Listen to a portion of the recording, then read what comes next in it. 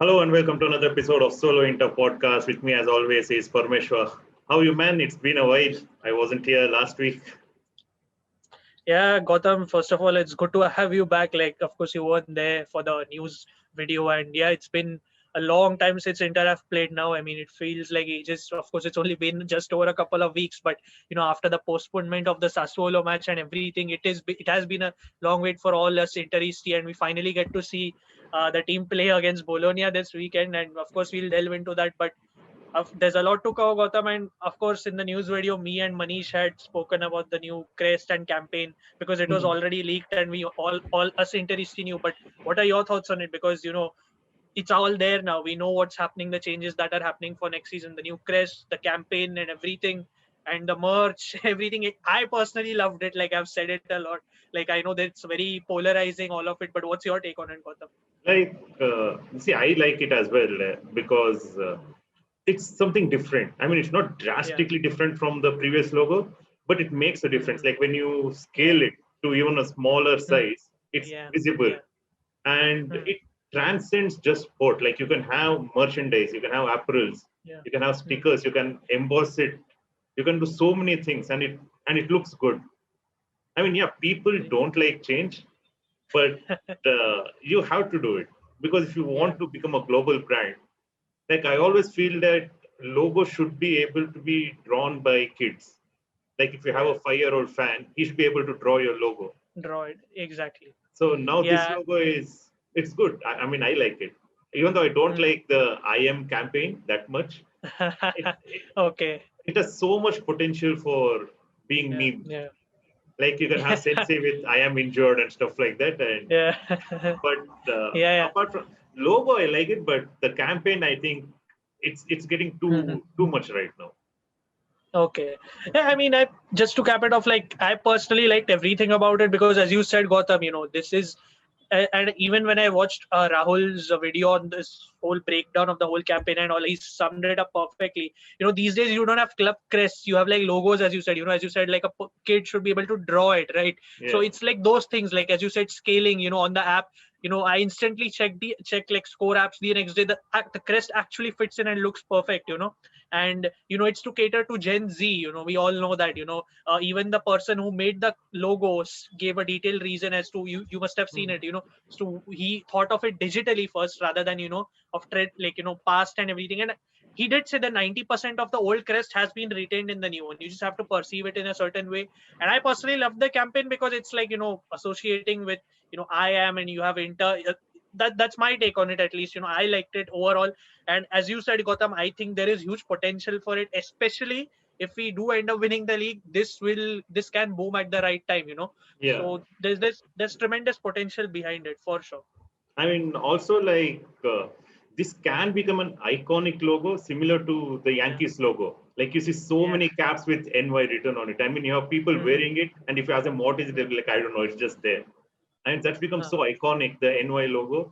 So I think True. even IM can be as iconic. I mean, for that we have Iconic. to, yeah, it has like our winning cycle should start this Yeah. season. True. True. True. Yeah. And like you So. said, it's been a while since Inter played, Hmm. Hmm. and I now it's a restart again with Bologna. And before that, there were COVID cases, then international break, and now Bologna. Like even their last match, they came back from a 2-0 deficit. I mean, that shows their character. Even though they are in 11th, it shows their character, their fighting spirit. Like they don't want to go down so easily. They'll fight for the victory. And away to Bologna is tricky. So, what are your thoughts on the match? Yeah, I mean, of course, we'll delve into the match and all that. But as you said, Gautam, like it's been a really long time now, and there is always. I was reading this on Sempre Inter, wherein there were two pieces of stats wherein I saw that usually after international break, Inter do tend to start a bit slow, but on the contrary. Conte has a good record in this latter half of the season. We saw it last season too. Of course, we did drop a few points here and there, but this season it is much better overall. And Conte generally tends to have a good record with his past clubs, which is Juventus and Chelsea. So you never know; it can go anywhere. And yes, Bologna are a tricky team. They are in form. We'll touch upon it in detail, but there are other things we need to consider. There was a big worry in the first place that, first we didn't play for, we didn't even train before the international players got clearance to go for the national teams. So not surprisingly, but they did so well. Like Skriniar was scoring for fun. Lukaku also scored. Eriksen played very well in my opinion, and Sensi, Sensi started and scored a goal. So yeah, I mean, I think those players could be in the will be in the right shape. It's just about, I think, team training that's something that was missing with Conte. But at the same time, you can see it as players like Lautaro, Alexis, Ranocchia, because Ranocchia is expected to start tomorrow. So these guys got the essential training with Conte that they needed. So I'm I'm not going to say it's going to be an easy game. I am a bit worried because Bologna away is always tricky, regardless of there being fans or not. Last season we won 2-1 over there. It was never easy, and they do have good players. They do have a good team, and of course I'll talk about it. But yeah, I mean, as we approach the game, I more than anything, it is very mandatory for us to continue this winning record, winning run, because we can't we can, because we all know the last three matches of the season, like Roma, Juventus, and Udinese. These are all three tough three teams, right? And in my opinion, we have to seal the title before those three games, because Roma Inter always ends in a draw. For the past 7 meetings, it has been always ending in a draw. We've not scored a goal at away at the Allianz for 7-8 years now. And Udinese, they can, if they have to defend for their lives, they do defend for their lives. They make life hard for you. So I hope somehow we seal the Scudetto before that, because it's literally in our hands. And yes, AC Milan will play before us tomorrow, and of course they could reduce the gap to 3 points with us having 2 games in hand, so that adds pressure. But of course I will delve into the tactical aspects and everything into it. But I don't think it's going to be easy. But let's see what what inspires a bit of confidence in me is how the players fared over the international break, especially. So that's a big positive I take from all this. Yeah, and since you mentioned Sensi, Yeah. you always see him play for Italy, but Yeah. when he usually doesn't play, either he's injured or as soon as he gets on the pitch he gets injured. Yeah. Do you think it affects him mentally that he's playing for Italy and he scored this time? He's playing really well, and once he comes back to us, he's not getting game time at all. Do you think that can be a dampener for his spirit? So do you think this group is beyond all that now? People who are not playing, it's just one big group. Yeah, I mean, there are Gautam, you made interesting points in your question itself, because if you see, first of all, this group is very solid. We all know this. Nobody cribs about any small thing. They have fun on social media. They poke fun at each other. They troll each other for fun. There's no animosity between them. They know that the main goal is to win the league, and so they put the team before them. But with that being said, Sensi has after his goal against Italy, he did say that he was having a hard time in terms of not being able to play. But he didn't mean it in a negative way, where he said that he understands it, because it's the injuries, right? We all know, Conte and Pintos have all adjusted their training regime for him, but he just keeps getting injured. It's a mystery. Where even Conte had said before, when they get scanned results, it doesn't show anything. It's a mystery. They don't know what's going on. And at times you have to also got him think is that it's a mental thing. Whenever he steps onto the pitch, he may have doubts about going in for a tackle because he's injured so many times. So it's a lot of things, but I think he does prioritize Inter over his personal thing, and I think he will fight.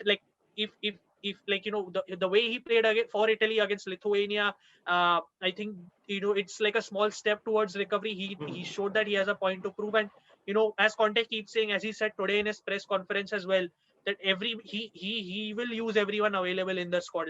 Everybody plays a crucial role, be it caller of not on the pitch but mainly off the pitch. He said it before. So everybody has a role to play, and I'm pretty sure in these last 10 finals, as he says, Sensi has a role to play. If Vecino does come off the bench, I'm sure Sensi can in this form.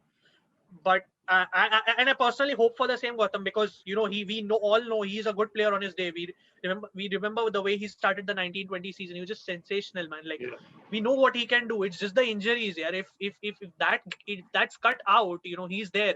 But what's your take on it? What do you think about Sensi? Do you think is this he's not going to play, or do you think we should just sell him off and get someone else, or do you think there's more to come from him and he can overcome this injury issue? I mean, we should definitely not sell him, because it's not like he has not performed. He's never got a chance to perform. Like if he performed and then didn't do well, then you can say like, yeah, it was a hype and we need to sell him. But you can see what he does for Italy. He plays so well. And even with us, when he's performing, he performs well. Like you said, it might be a mental block wherein he 50-50 challenges, he might not commit himself. But I think that will change now since he scored a goal for Italy as well. And once you have the confidence, once you score, you bring up your confidence, you will go for any tackle. Like even if you see Skriniar in the international break, he's just scoring. So that will help us because you have players like whose confidence levels are high. And they're coming back now, and you have so many goal scorers in the team. So exactly. And like you said, the camaraderie between the players, they'll support Sensi. So definitely we shouldn't sell him. Like maybe you need a psychiatrist to like talk to him to see like what's his mental thing. Like is he there totally like focused in the game, or is he does it think like back of his mind, okay, what if I get injured again? Because that might be the thing. Like if he keeps thinking he might get injured, he won't give his 100%. But definitely.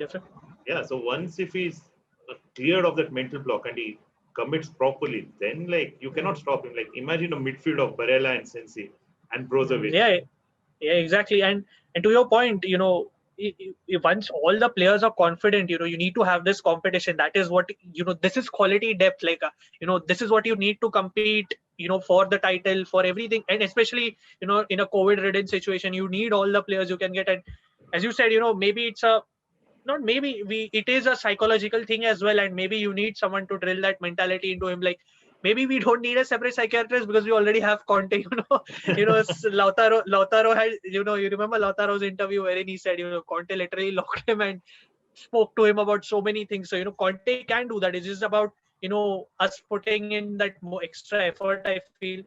And also, I just wanted to touch upon Gautam, like Conte, of course, had his press conference right like hours ago, a couple of hours ago or something. And, he said that we need to, of course, resume our season in the same way possible we ended it. And of course, we of course have to do that. We know that needs to be done. But how difficult do you think it is now? Because, like Devra is not likely to play tomorrow, and Handanovic has just returned from COVID, and as we said, like these guys have a bit of preparation. But personally, like you asked me my opinion, but what's your take on it? Like, do you think it's really going to be that difficult to bounce back from the international break, or like do you think we are back to it? Like, what's your take on it? I think we will be okay. I mean, it will be a tough match, but the thing is like, I think the reason why I feel we'll be okay is because our players did really well in the international matches. Like you had Lukaku scoring, you had Skriniar scoring, you had Sensi scoring. So you have people like who are high on confidence, and we are in an 8-match winning streak. So these players know that. They know that, okay, we are on this run and we are on top of the table. And after international break, they have come together again. Like everyone's happy. They have performed well. And now the winning group is back together again. So I don't think it'll be, mentality will be good. I hope that it'll be good and they don't slack off. But this season, like sometimes they are so frustrating to watch. Like you have seen me, like I rant so much about them being complacent. So I hope they are not complacent. I mean, I think they won't be complacent because you have Conte on the touchline again and you just bark at them and they don't want that. But yeah, I feel it will be a tough match, but I think we'll get through it. It won't. Touch wood, it won't be a loss, but I think we will do well, and everyone will contribute. It's not a one-man team anymore. You have so many goal scorers. Like you have so many big players who create chances. Like if Lukaku is not scoring, he's going to assist. If Lautaro is not scoring, he's going to assist. If Barella is not scoring, he's going to assist. So you have people like either score or assist or do like crucial passes. So everyone is contributing to the match. So that's why I feel like it'll be fine. Like we should not slack off. We shouldn't get overconfident. As long as we are not overconfident, I think we'll be fine. I mean, of course, there's that to it. And just an interesting piece of news, like I was checking over this international break, like recently, it's very recent actually. like Duan Zapata recently made comments, like he had an interview in general. Of course, he's not an Inter player, but he did mention Inter is exactly why I'm bringing it up. He said that firstly Inter like struggled against Atalanta and suffered, which is sort of true. I agree to him. Like of course Atalanta are not easy to play, and hence we had to defend. Like of course the way we did. He praised De Vrij, so credit to him for that because De Vrij did really well in that match. But one thing he said, I don't know. I guess has rolled many eyes. He said that I don't know. I mean, it's up to people to perceive that. He said that Inter are not the strongest team in the league. He didn't. I don't think he said who it was, but like in his opinion, but he said we are definitely not the strongest, and he said that our league standing doesn't suggest how maybe like our actual strength or like how our actual quality. So, what's your take on it? Do you agree with him or do you disagree? No, I agree with him totally. Yes, we are not the Okay. strongest. We are lucky to be on top. Our wins are not our hard work. It's just luck. It's totally fine. End of the day, we will win the title. Yes, Yeah. then it's fine. Like, see, I don't want Yeah. to be the favorite going into matches. Yeah. It's better to be the underdog. So when someone says that we Yeah. are not the strongest, yes, we are not the strongest. We know Juventus is strongest.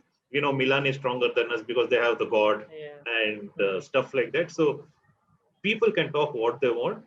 It's fine. Like it doesn't matter. Like it's good if they say we are not the strongest because Yeah, I mean, it's good yeah, being the sorry. underdog.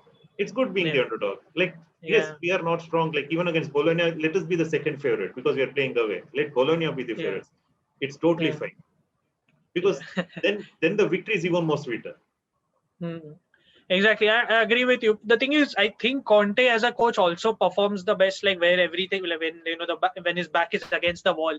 And many people say this because the January transfer window suggests that when we couldn't sell Ericsson, he had to make do with Ericsson, and where Ericsson is now, he's turned it around. Like, and yeah, I agree with you. Like personally, I don't fully agree with Duan's comments. Like he indirectly tried to suggest we don't deserve to be where we are. Wherein I don't agree with that. Maybe we are not the strongest. I can probably agree to that to an extent, but I think he was a bit too harsh. But I guess that's his opinion. Everyone has their opinions, as of course, and we are giving ours. But I mean, as you said, I'd rather as Conte prefers it, he'd rather have this situation where everything is against him, and probably that's how he makes the best of it. So, I mean, if that is how it is for us to cope with it into winning the league or winning our remaining matches, then so be it, I guess. Yeah, I But mean, I guess that was, yeah, sorry.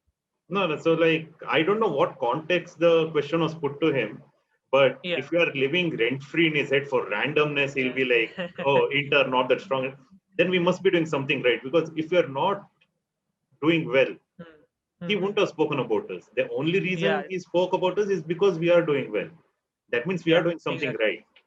Yeah, exactly. Like no one spoke So, about us when we had Kuzmanovic and Rocky and all those guys.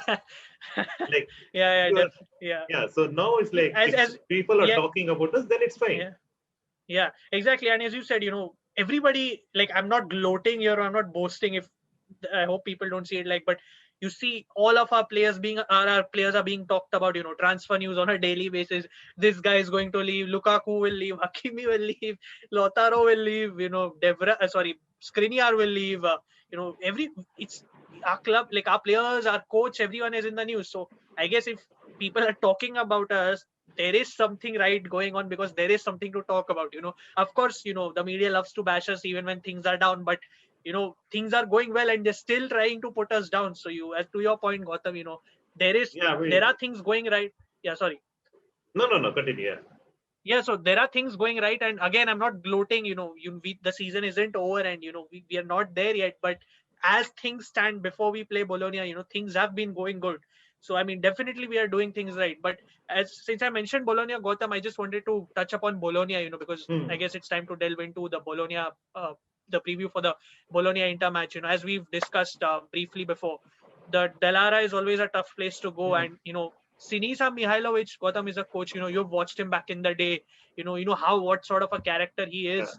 He's not going to give up, definitely. And there was an interesting piece of story from the first leg. I just wanted to point out wherein we beat them 3-1, of course, and whole that Ericsson thing was there. I remember you were really angry when Conte subbed him for, and of course, most of the Inter fans were angry. Hmm. But there was this situation wherein Sinisa Mihailovic, unusually played a 3-5-2 against us in that match, and he doesn't play that. Bologna play a 3-4-2-3-1. So what had happened in that was, Gotham, is that Bologna had an issue before our match in that case, wherein they had a mole in the team. Like people say Inter have a mole these days, leaking news, because we know how much news gets leaked out of Inter. There was a similar case wherein somebody at Bologna was leaking tactics, and he was really pissed, and he was so pissed that he played a 3-5-2, and he just couldn't care just couldn't care out of anger, and we won the match 3-1.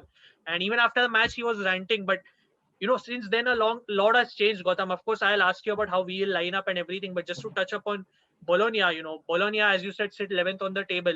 They have 9 wins, 12 losses, 7 draws, but it's not representative of how they're playing currently. They're much better. And I was checking a few stats. They've won last 3 out of their 5 games, of course, but we have won 5 out of 5, and at the same time they've scored 7 goals in their last 3 games, and we've scored 5. So they are, it suggests they are scoring, they are there. And one interesting thing I like to point about Bologna is that it's a cliche thing to say that a team has a never say die attitude, but Bologna truly represented, in my opinion, because they, as you said, the 2-0 they were 2-0 down to Crotone, they made a 3-2 comeback, and they have done this a lot of times this season. It's not the first time. They have come back from pressure situations, and I just like to point out a few key players, key battles for them. And maybe I'll ask you your opinion on how maybe we could tackle them. The first one that comes to my mind is Roberto Soriano. He's their attacking midfielder.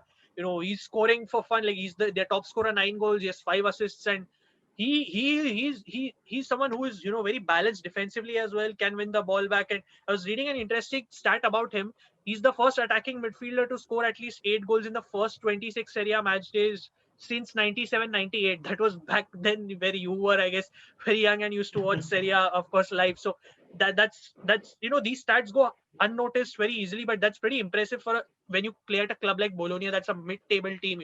No disrespect to them, of course. So this guy can win the ball back. He's good at combination play, short passing, and what Bologna, he's also good with long range shots, and Bologna tend to do this a lot. They shoot from outside the box, and it's not going to be easy.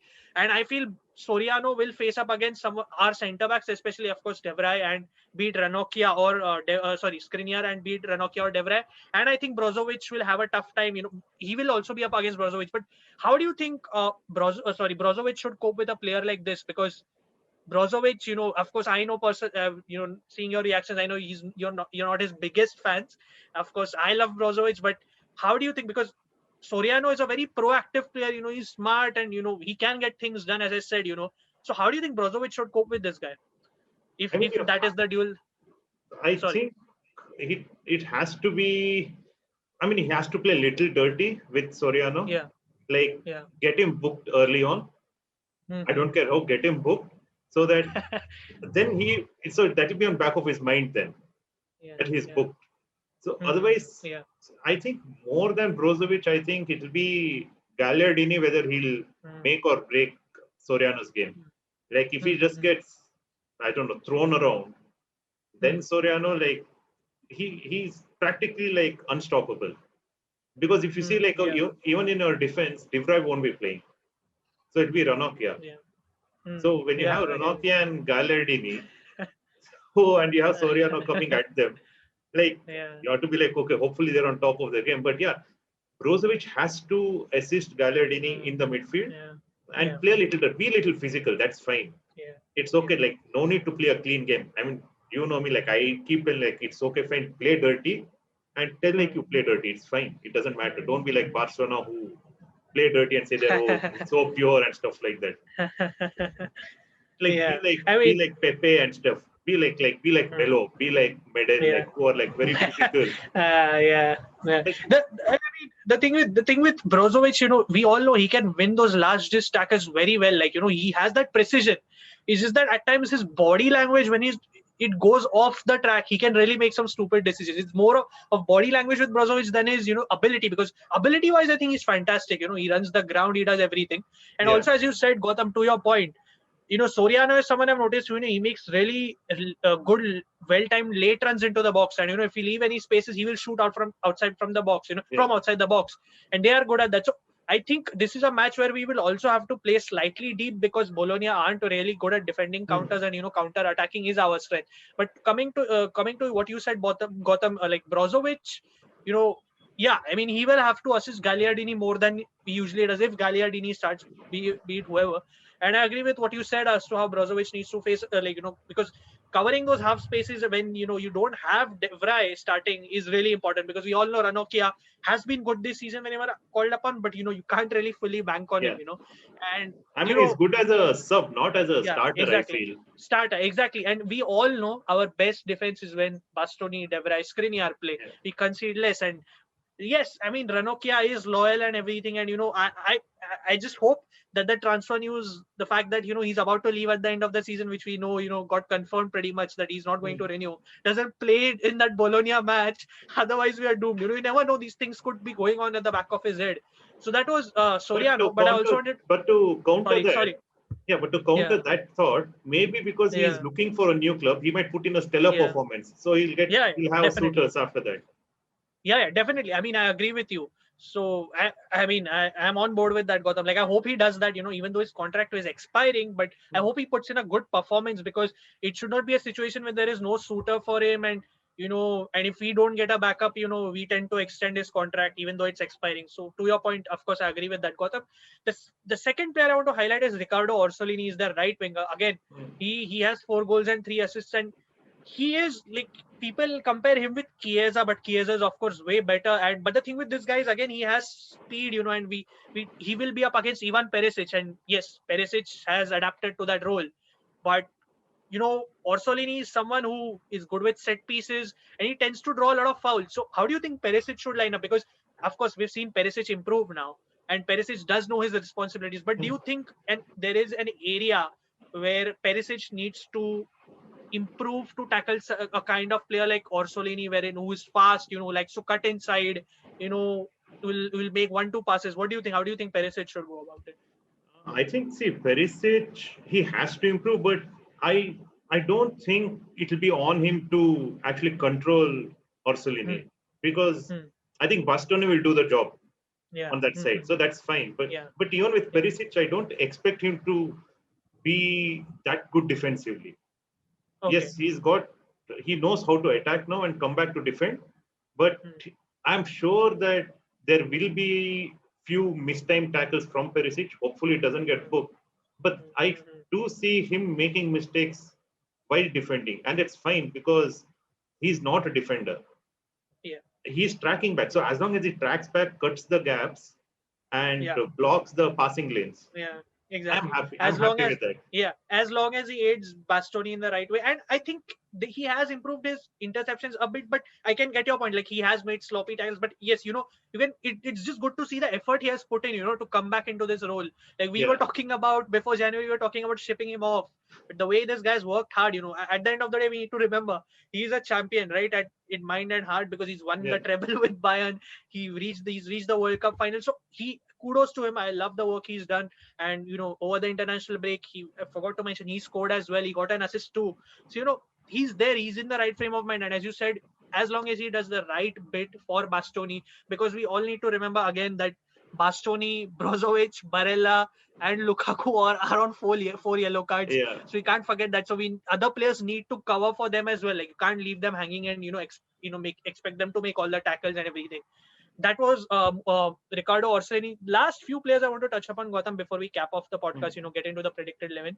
Musa Barrow, this kid, he, again, from Gambia, he made an interesting start recently, which I'll just read out. He's the third youngest player to have scored at least 6 goals and provided at least 6 assists in the top 5 European leagues this season, with Jadon Sancho and Mbappe. I mean, playing for Bologna, doing that, this is impressive. I mean, it's just, I don't know what to say. He's like an explosive striker. He has speed. He drops deep to receive the ball. He's not afraid to take on. The only downside I would say he has, like Orsolini, is that, they're easy to brush off the ball. You can win tackles of them. So that's a positive for us. But, these guys, you give them any space, they'll, tackle it with speed and with their dribbling. Like, how we fear Muriel, someone like a Luis Muriel. Yeah, so this guy is there, and I remember, I don't know if you our remember. player for the next season.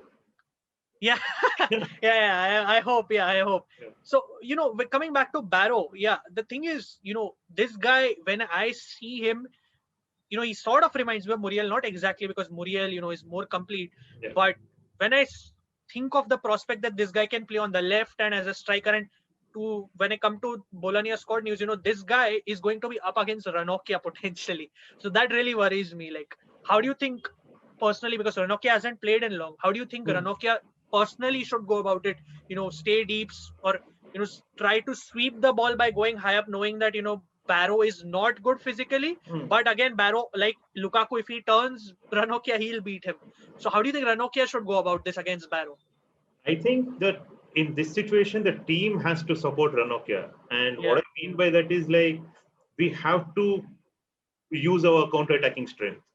Now, if Mm. they know the threat of Lukaku, they know Hakimi is fast, they know Lautaro is quick, they know Perisic is Mm. good in making runs now. So if you're Mm. providing them with the thought that if as soon as they lose out on the ball, our counter-attacking starts.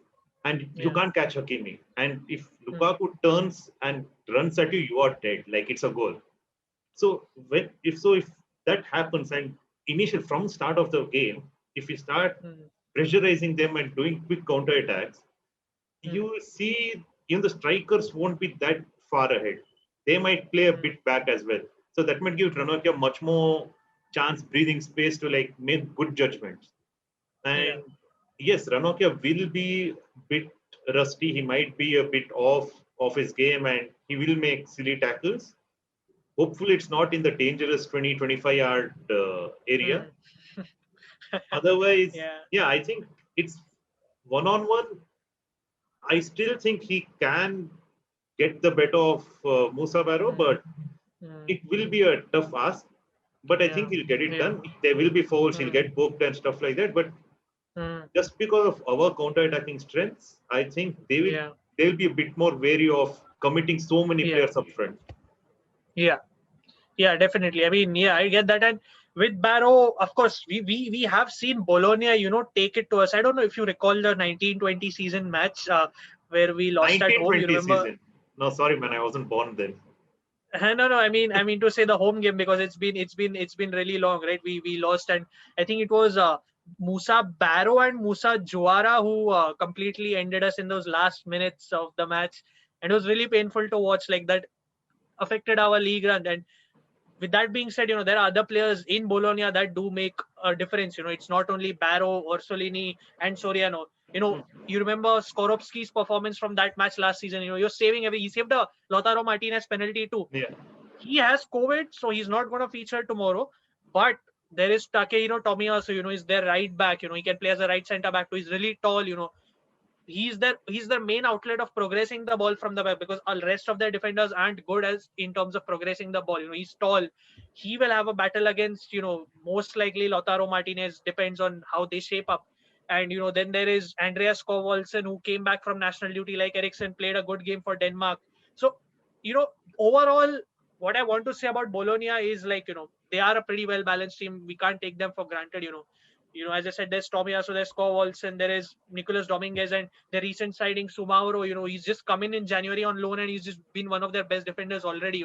Wins last ditch tackle, so it's not going to be easy. He's pretty bulky, so it's not going to be easy for Lukaku to, So they are a pretty well-rounded team. And just before I touch upon, as I touch upon their tactical approach, they play a 4-2-3-1, and they are. You see, again, as I said, Gotham. As you said, we need to play well on the counter, because Bologna are not the best in both phases generally, but they can be a team that frustrates you if they sit back. They play a physical game to an extent, and if they do play an free attacking game, they tend to overload one side, but and leave the other side open. So there are a lot of opportunities for us to open them up.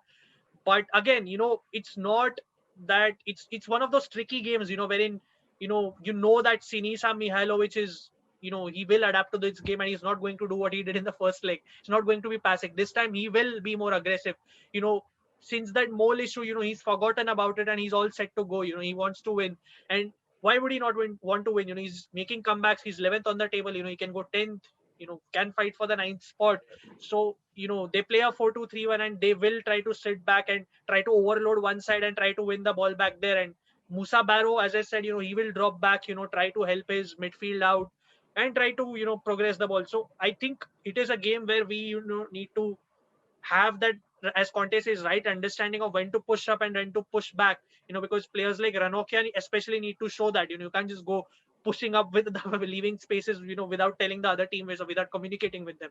That's Bologna, and we touched upon their key players, Gotham. So I think before we cap off now, we need to.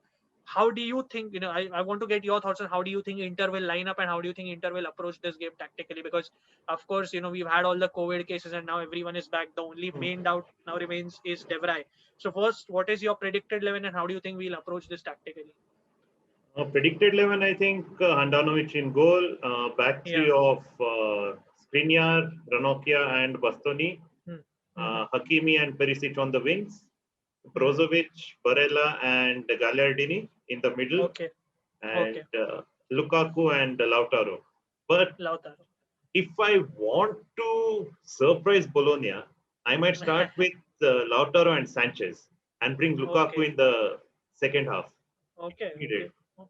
Just to throw something in the spanner, like just to get them confused, because they're preparing for Lukaku.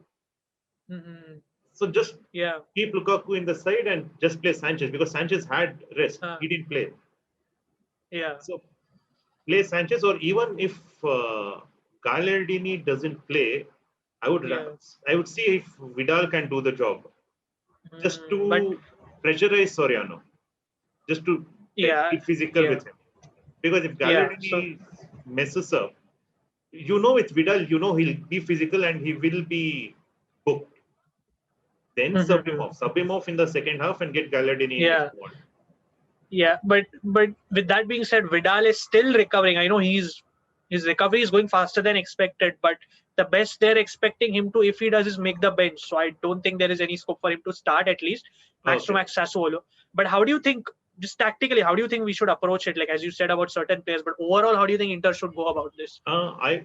Like you had mentioned, we should sit back a bit. I would go the opposite way. I would say attack from the start, because don't give their players to run at our defense, especially when we don't have our strong three in the back. Makes sense. Attack is the best form of defense, and just push them back with Hakimi, Lukaku, Lautaro, Perisic, and the passes Barella and Brozovic can make.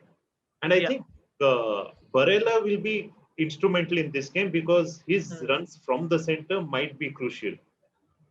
Like people will be concentrating on Lautaro and Lukaku, and I think Barella might score a screamer from the middle itself. So I totally get that. And so I think we should be attacking from the get-go. Okay. And if I had to give a predicted 11 and our approach for the match, considering how Bologna is likely to set up so quickly, Handanovic in goal, of course. I mean, it's a good thing, but at the same time, I guess you have to feel for Radu, because this was going to be his only chance. But then again, you have your main player COVID negative, so it is what it is. Handanovic in goal, Skriniar at right centre back.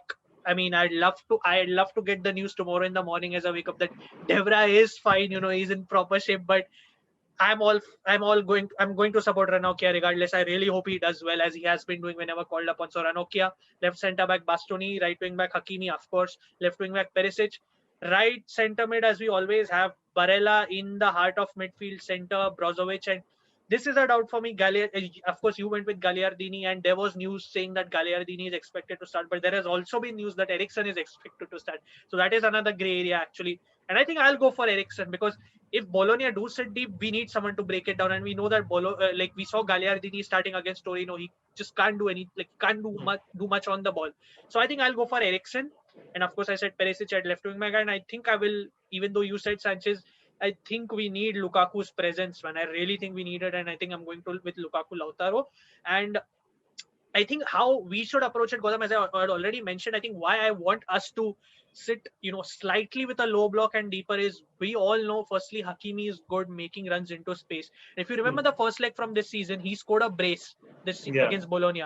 The third goal was a pass where he ran on the counter and he scored, and the first goal was a lob ball from Brozovic, through the center. So I think I think that's where Hakimi is more comfortable. I think that's where and knowing that Bologna aren't the best on the counter, that's exactly why I personally feel we should play like that. But I of course consider your point. If like last time we had our best backline, we had De Vrij, Skriniar, Bastoni. We don't have that now. We have Ranocchia, and De Vrij is the player who distributes the ball the best. Ranocchia can't do that exactly. And tomorrow that will be an issue. Playing out from the back, because Skriniar, yes, he can do it. Bastoni, of course, is fantastic with ball distribution, but we really need De Vrij to balance that out, and Ranocchia isn't the best. So maybe we do press them and we do take more of the ball. It is hard to say, but I would still prefer, we sat back, exploited them on the counter, because they do tend to lose their shape. And with that being said, I'll quickly give the Bologna 11 from what I found on Gazzetta dello Sport. They're expecting to start their main keeper, as I said, Skorupski is out with COVID, and just to give a few more squad absentees for them, there's actually plenty. The main left back, Aaron Hickey, young talent, he's out for the season. Tomiyasu, he's going to play, but I just actually going through Mihailovic's press conference. He's a bit wary because, like Brozovic, Barella, he's also on his 4th yellow card with their starting left back, Mitchell Dykes. So again, they also will be careful. And yeah, the predicted 11 according to that is Ravalia, Tomiyasu at right back, Danilo, Somaro at centre back, Dykes at left back, and Dominguez and Schouten in midfield in the pivot. And you have Scovolson, Soriano, and Sansone and Barrow as per Gazzetta dello Sport. That's a 4-2-3-1 for them. And that is exactly why I feel with our 11, we can get them on the counter, because it's not the fastest if they had to track back, if they left spaces. And the way they play, they overload spaces and they shift the ball to the other side. I think we all know how good we are winning the ball back. So I think in those aspects, Gautam, we can really do it. And I'm not, again, being overconfident, but I think we can go on and win this match. But with that being said, Gautam, we've discussed the predicted 11, everything. What do you think is going to be the predicted scoreline for this game? What's your prediction? I would go for a 3-1 win. I mean, okay. And even the one goal will be from a set piece. Like, they'll score from a set piece for sure. Okay. Not from open play. And I think we'll score 3. I think Lukaku might score a brace. And Hakimi will score 1 more. Yeah, I mean, Hakimi has been scoring against them. So I guess maybe he scores again. And see, like the last few episodes, I have not been making any predictions. Just, I don't know if it's a jinx or anything. I don't know if I want to, but 3-1 maybe. I do. Gautam, the thing is, as I said, coming back from the international break, it's really hard to predict what's going to happen. And we highlighted those 2 stats. So I don't know if I'll go for a scoreline, but I just think we will edge this out. Whatever it is, I think we will end up winning this, because I think, if you want to win the Scudetto, you can't just drop points here. And I think the team at this point, as you have said, Gautam, has to understand this. Like, Conte, of course, understands it. We all know that. But it's the team now. They have to take some responsibility. They need to understand the coach's message.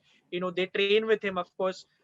So whatever it is, I think we'll edge this win. We'll win it by whatever. We'll edge it. We'll edge a win over here. And I'm also wary about just one more play. Just to interrupt you. Is Musa Juaro, who had helped in our loss last season. He will be on the bench. He's so I'm considering all that, I think rather than it being comfortable and how well Bologna are playing as of now, kudos to them. I think we will still win, but it'll be a slender win. You wanted to say something, Gautam? Yeah, I mean, the only thing I feel like we have to be clinical.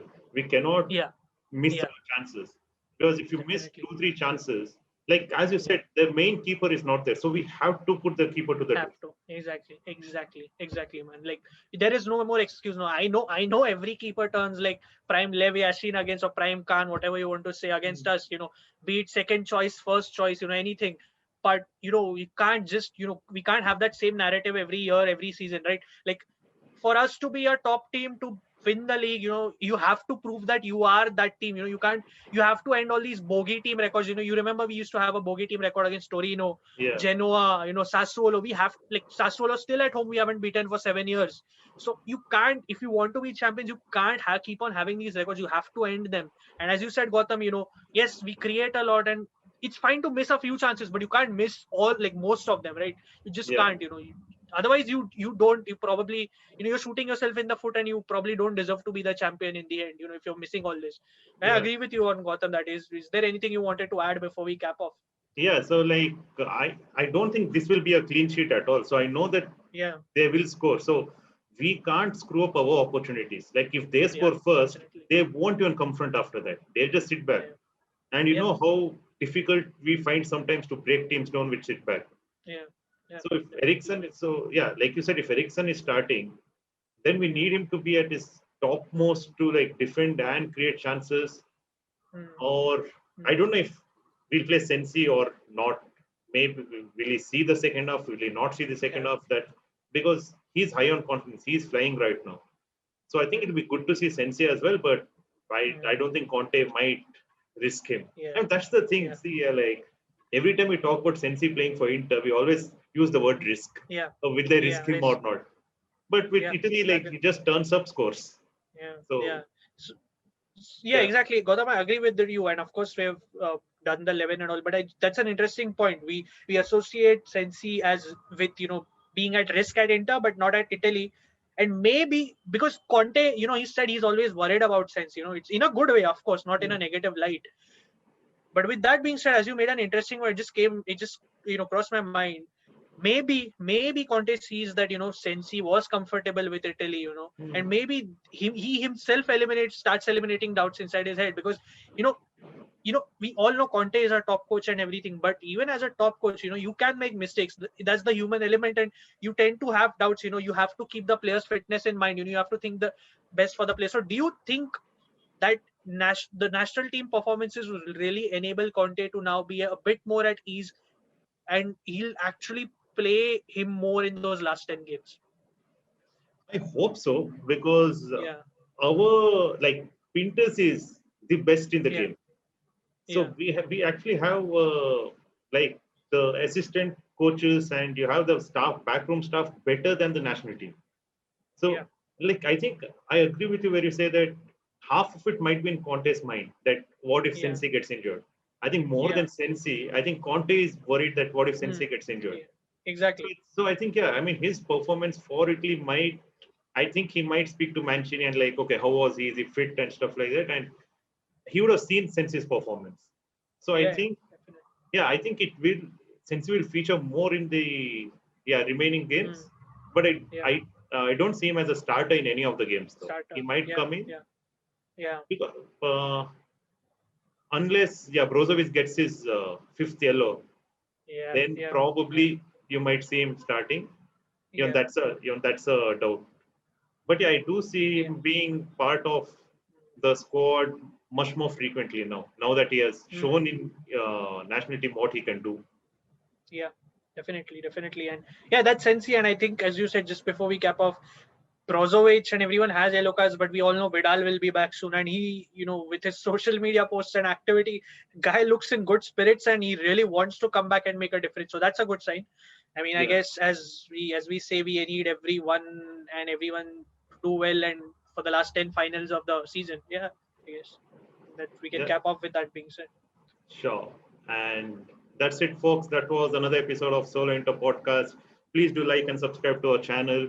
And we are also available on Spotify and other podcasts. The links will be in the description. Do let us know in the comments, what do you think of Inter's rebranding?